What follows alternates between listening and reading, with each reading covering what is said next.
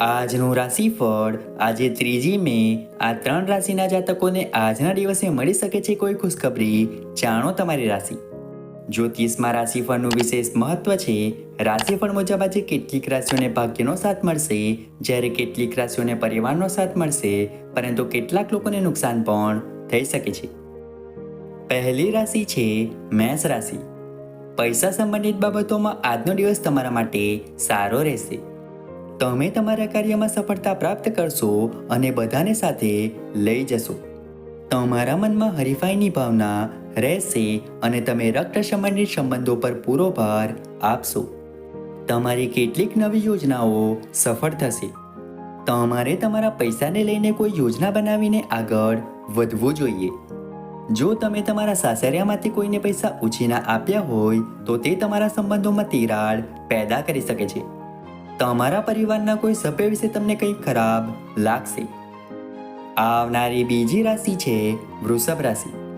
ભાગ્યની દ્રષ્ટિએ આજનો દિવસ તમારા માટે સારો રહેવાનો છે. જો તમને ભાગ્યનો પૂરો સાથ મળશે તો તમારું કામ સરળતાથી પૂર્ણ થશે. તમારે કેટલીક જૂની ભૂલોમાંથી પાઠ શીખવો પડશે. કોઈ પણ મહત્વપૂર્ણ માહિતી કોઈ બહારની વ્યક્તિ સાથે શેર કરશો નહીં. જે લોકો નોકરીની સાથે પાર્ટ ટાઈમ કામ કરવાનું વિચારી રહ્યા હતા તો તમારી ઈચ્છા પૂરી થશે. જો લાંબા સમયથી કોઈ કાયદાકીય બાબત પેન્ડિંગ હતી તો તે પણ પૂર્ણ થતી જણાય છે. તમને લાંબા સમય પછી તમારા કોઈ મિત્રને મળવાનો મોકો મળશે. મુસાફરી દરમિયાન તમને કેટલીક મહત્વપૂર્ણ માહિતી મળી શકે છે.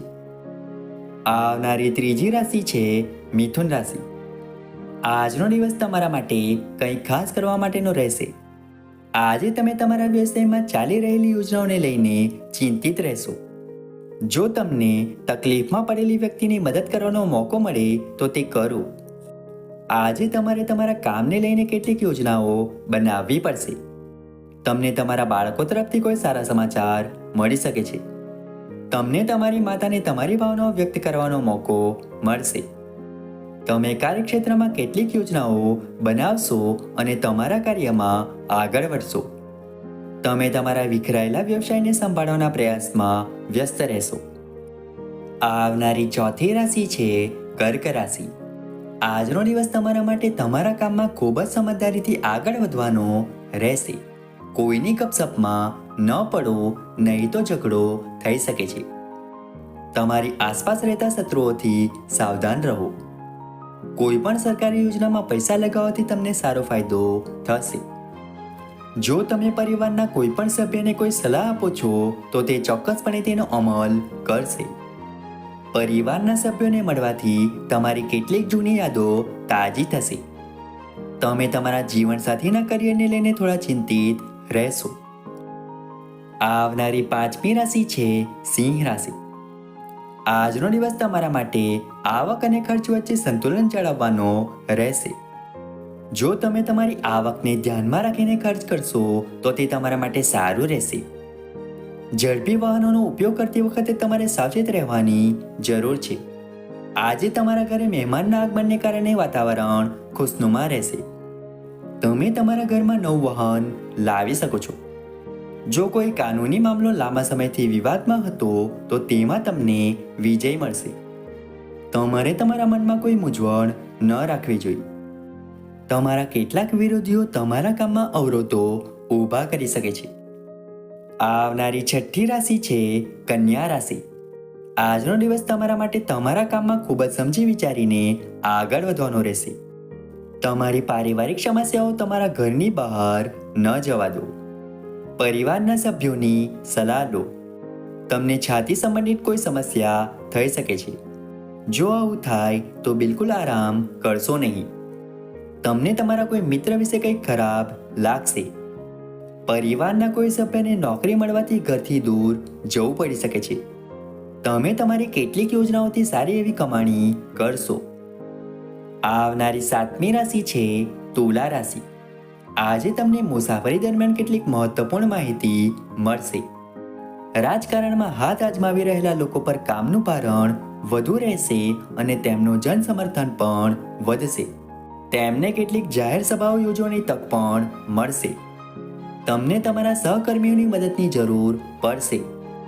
તમને તમારા જીવનસાથી તરફથી પૂરતો સહયોગ મળશે. તમારે કોઈ કામ સંબંધિત સમસ્યાઓ ઉકેલવા માટે કોઈ મિત્ર સાથે વાત કરવી પડશે. તમે તમારા મહત્વપૂર્ણ કાર્ય માટે ટૂંકા અંતરની યાત્રા પર જઈ શકો છો. આવનારી 8મી રાશિ છે વૃશ્ચિક રાશિ. આજનો દિવસ તમારા માટે સકારાત્મક પરિણામ લાવશે. પરિવારના કોઈ સભ્ય તરફથી તમને કોઈ સારા સમાચાર મળી શકે છે. તમારે તમારા વિરોધોની વાતોથી પ્રભાવિત થવાથી બચવું પડશે. તમે તમારા માતા પિતા સાથે તમારી ઈચ્છાઓ વિશે વાત કરી શકો છો. જો તમારો કોઈ જૂનો વ્યવહાર લાંબા સમયથી પેન્ડિંગ હતો તો તે પૂરો થઈ શકે છે, પરંતુ તેમ છતાં તમારા પૈસા કોઈ બીજાના ખાતામાં રોકાણ ન કરો. તમારે તમારી ભૂતકાળની કેટલીક ભૂલોમાંથી પાઠ શીખવો પડશે. વિદ્યાર્થીઓને બૌદ્ધિક અને માનસિક બોજામાંથી રાહત મળતી જણાય છે. આવનારી 9મી રાશિ છે ધન રાશિ. આજનો દિવસ તમારા માટે સામાન્ય રહેવાનો છે. કાર્યસ્થળ પર કરવામાં આવેલા કામમાં કેટલીક ભૂલ થઈ શકે છે, જેના કારણે અધિકારીઓ તમારાથી નારાજ થશે. તમે કોઈ જૂના મિત્રને મળશો. તમારે તમારી આસપાસ રહેતા લોકો વિશે સાવચેત રહેવાની જરૂર છે. જો તમે કોઈ મહત્વપૂર્ણ ચર્ચામાં સામેલ છો તો ચોક્કસપણે તમારી વાત લોકો સમક્ષ મૂકો. તમારા કેટલાક લાંબા સમયથી અટકેલા કામ પૂર્ણ થવાની સંભાવના છે. જો તમે કોઈ કામની યોજના બનાવી હતી તો આજે તે પૂર્ણ થઈ જશે અને તમારું બાકી કામ બાકી રહી શકે છે. આવનારી 10મી રાશિ છે મકર રાશિ. આજનો દિવસ તમારા માટે કેટલાક નવા લોકો સાથે મેળાપ કરવાનો રહેશે. પરસ્પર સહયોગની ભાવના તમારા મનમાં રહેશે અને તમને એક પછી એક સારા સમાચાર સાંભળવા મળી શકે છે. આજે કોઈ મિત્ર તમારા ઘરે આવી શકે છે, જેમાં પરિવારના બધા સભ્યો તમારું સ્વાગત કરતા જોવા મળશે. તમારે તમારા પિતાની સંમતિ વિના કોઈ પણ કામ કરવાનું ટાળવું પડશે, નહીં તો તે તમારાથી નારાજ થઈ શકે છે. તમે કોઈ નવી મિલકત હસ્તગત કરી શકો છો. ઉતાવળમાં કોઈ નિર્ણય ન લો, નહીં તો તમને પાછળથી પસ્તાવો થશે. આવનારી 11મી રાશિ છે કુંભ રાશિ. આજનો દિવસ તમારા માટે કેટલીક ગૂંચવણોથી ભરેલો રહેશે. તમારા કાર્યો પૂર્ણ કરવા માટે કોઈ અજાણી વ્યક્તિની સલાહ ન લો. કોઈ પણ કાયદાકીય મામલામાં તમારી જીત થશે. તમારે તમારા પડોશમાં રહેતા લોકો સાથે સાવધાની રાખવાની જરૂર છે, નહીં તો તે તમારા કામમાં અવરોધો ઊભા કરશે.